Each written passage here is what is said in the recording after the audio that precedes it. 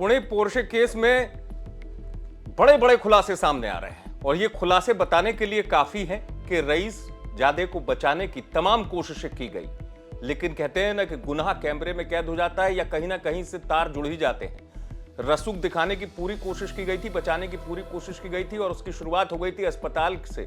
जी हां, अस्पताल में ब्लड सैंपल को लेकर पहले भी पुलिस कमिश्नर ने जब प्रेस कॉन्फ्रेंस की थी तो बताया था कि ब्लड सैंपल वाले मामले में धांधली हुई है। सैंपल को डस्टबिन में फेंके जाने की बात भी सामने आई थी और यह भी बाद में कहा गया था कि जो सैंपल जिन डॉक्टरों ने लिया था, क्योंकि उनमें से अरेस्टिंग भी हुई है डॉक्टर की, कि उन्होंने 3 लाख रुपए की रिश्वत ली है, सैंपल को बदला गया है।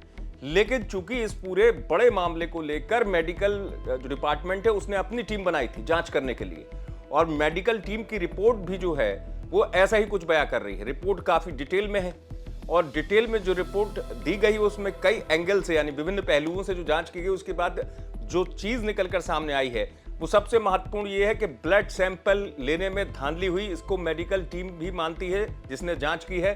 साथ ही साथ जो मौजूद डॉक्टर थे उन्होंने जो एक मापदंड होता है, एक प्रक्रिया होती है ब्लड सैंपल लेने की, उसका पालन नहीं किया है। रिश्वत लेना तो बात की चीज है, क्योंकि इस पूरे केस में जो डॉक्टर हिरासत में लिए गए उनके वकीलों की दलील ये है कि नहीं, एक कॉल से कैसे साफ हो जाएगा कि रिश्वत ली। लेकिन चूंकि मेडिकल टीम जो है वो इतना तो मान रही है, कमेटी, मेडिकल कमेटी, कि यहां जो ब्लड सैंपल लेने की प्रक्रिया होती है उसका ही पालन नहीं किया गया।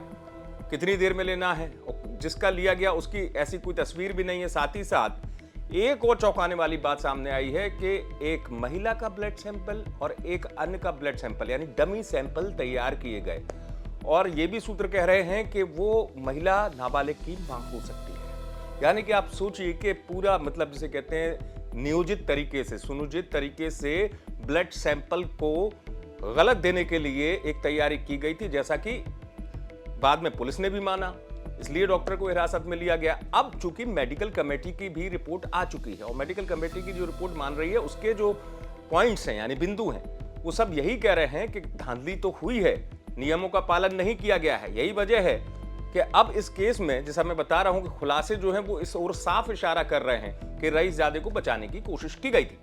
आप देखते रहे एमपी तक।